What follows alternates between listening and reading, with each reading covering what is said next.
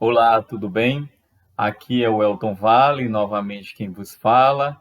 E hoje nós iremos continuar a Reforma Protestante, falar um pouco mais sobre a Reforma Protestante. Eu espero inicialmente que estejam todos bem, né? Suportando, passando, enfrentando e vencendo esse momento de pandemia que está assolando a todos nós, certo? Nós, no ano de 2017, no dia 31 de outubro, comemoramos 500 anos da Reforma Protestante. Mas como isso se deu? Ele se dá diante de uma série de críticas e contestações que são feitas à Igreja Católica naquele período, né? De 1517. Certo, gente? Os membros da própria igreja já haviam até tentado, sem êxito, conscientizar a alta cúpula da Igreja Católica da necessidade de uma reestruturação interna dentro da própria igreja. Durante a Baixa Idade Média, houve tentativas de reformas por parte de alguns teólogos, o que foram mal sucedidas, certo? E isso acabou gerando uma série de situações ao ponto de se ter a Reforma Protestante. O que foi a Reforma Protestante, né? Como se dá a Reforma Protestante? Antes mesmo de acontecer essa reforma, nós temos que entender o contexto que assola a Europa naquele período, né? O absolutismo dos reis também irá contribuir para que ocorra a Reforma Protestante dentro dentro da Europa, certo? Dentro da igreja.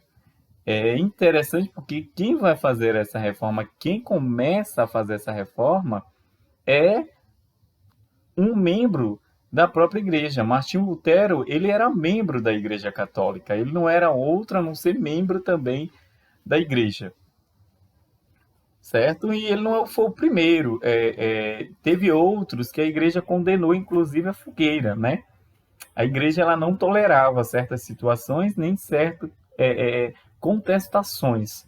Ela era bem direta em reprimir aqueles que tentavam ser contra ela, mesmo aqueles que pertenciam, que eram membros dela, né, que faziam parte do seu corpo. Os movimentos pré-reformistas que ocorriam na Inglaterra e na Boêmia, eles prepararam ali um caminho para a reforma protestante, que ocorreu onde nós conhecemos como a atual Alemanha. No século XVI, vários territórios independentes formavam ali o Sacro Império Romano Germânico, governado por Carlos V de Habsburgo, imperador consagrado pelo Papa. A unidade política desse império ele era bastante fragilizada, ele não era um império consolidado, certo? Aí o que ocorre? A fragilidade ela está em todos os contextos, inclusive no campo econômico e social. E o imperador ele não tinha um controle absoluto. Muitos príncipes que governavam a região, eles contestavam esse poder do imperador e queriam autonomia na região. Aí é claro que dessa forma fica propício para surgir a figura de Martinho Lutero e as 95 teses. Quem era Martinho Lutero? Martinho Lutero é um homem que nasce em 1483, né, morre em 1546. Ele era um monge da Ordem Católica dos Agostinianos. Depois de ter passado alguns anos no mosteiro, durante os quais estudou o pensamento de Santo Agostinho, que é um filósofo católico, tornou-se professor de teologia. Admirava os escritos e as ideias de Jean Hus, que foi condenado pela igreja em uma fogueira, né? Ele tratava sobre a liberdade cristã e a necessidade de reconduzir o mundo cristão à simplicidade da vida exercida pelos primeiros apóstolos. Mesmo antes de entrar para o mosteiro, Lutero já debatia com o sentimento, né? Ele já tinha esse debate em si mesmo com o sentimento de pecado, a qual julgava estarem condenados todos os cristãos. Mesmo sendo monge, não via possibilidade de alcançar a salvação de sua alma, nem mesmo pelo intermédio da igreja. Mediante a incansável leitura da Bíblia, Lutero encontrou enfim uma resposta para suas angústias. A partir desse momento, né, que ele encontra a resposta para as suas angústias, ele passou a defender a tese que ficou conhecida como doutrina da salvação pela fé. A doutrina da salvação pela fé. Segundo ele, né, essa doutrina, de acordo com essa doutrina, somente pela fé em Deus, né, somente pela fé em Deus, torna possível a salvação do cristão. Um cristão sem fé em Deus, ele não seria salvo. Segundo essa doutrina, né, é necessário que eu tenha uma proximidade com Deus, que eu tenha um convívio com Deus. E não seria somente por meio das minhas ações, como jejum, ou a compra de indulgência, como fazia a igreja, né? Para que eu fosse salvo. A compra de indulgência, ela não iria me levar à salvação. Muito pelo contrário. Para ele, ela iria levar para o inferno mesmo, certo? Desculpe a expressão, mas é o que Martinho Lutero pontuava. E hoje a Igreja Católica não vende mais indulgências, não há venda de indulgências. Lutero entendia que a venda de indulgência era um abuso de poder por parte da Igreja. Para discutir esses assuntos, ele escreveu 95 teses ou declarações que pretendiam expor um debate na Universidade de Wittenberg, onde ele era professor. Entretanto, não houve essa discussão. Em 1517, ele afixou as 95 teses na porta da igreja do castelo de Wittenberg. Nessas proposições fazia duras críticas à venda de indulgências e ao sistema clerical dominante naquele período. Por meio de suas teses, ele deu início à reforma protestante, pois, além de criticar a Igreja Católica, apontava princípios básicos daquela que viria a ser a nova igreja de grande parte da população naquela região, que é a Igreja Protestante, certo? Então, Martinho Lutero ele vai trazer um movimento a qual vai mudar a sociedade moderna daquele período, certo? Ele vai mudar toda a sociedade daquele período. Aquela sociedade ela vai sofrer uma grande transformação, né? Porque as repercussões de suas ideias foram enormes.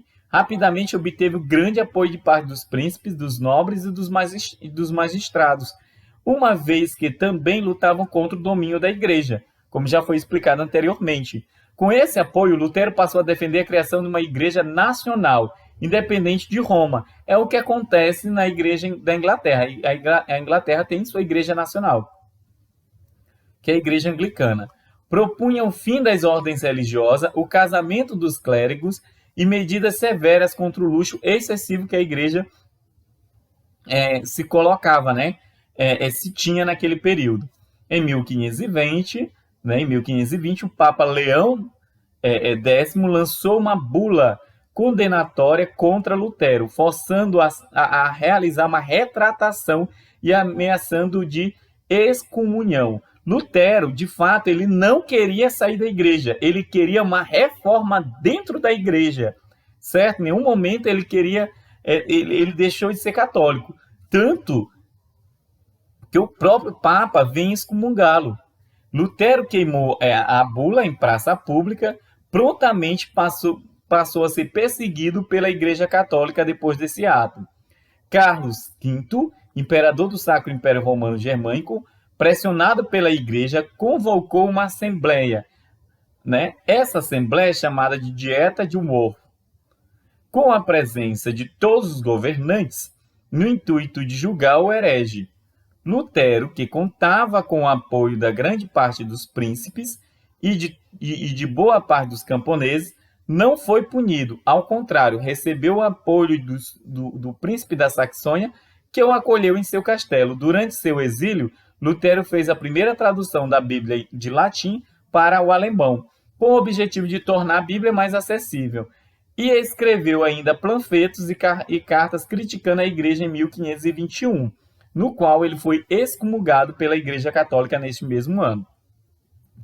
Durante todo o tempo em que passou refugiado na Saxônia, a reforma religiosa pretendida por Lutero escapou de seu controle, assumindo conotações políticas e socioeconômicas, né? Não ficou mais no âmbito religioso, ele foi muito além. Os príncipes tomaram posse da terra da igreja, que estavam já de olho, interessadíssimos.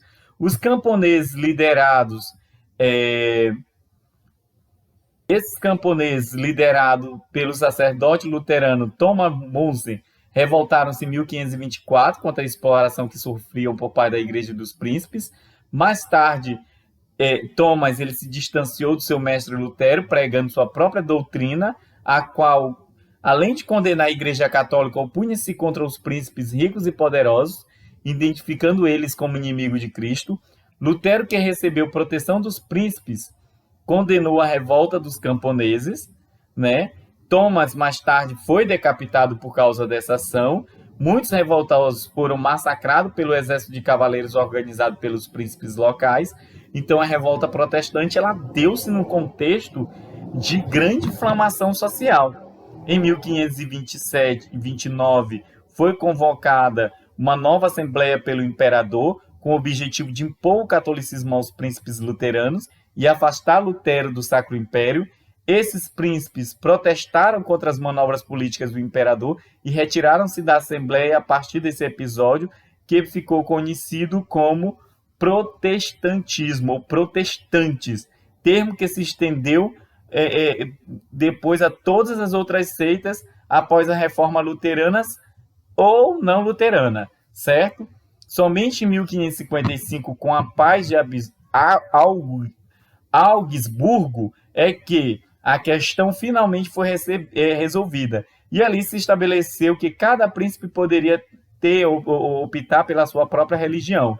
Com isso, o Sacro Império Romano Germânico ficou dividido em dois grupos, com predominância protestante, que ficava ao norte, e com predominância católica, que ficava ao sul.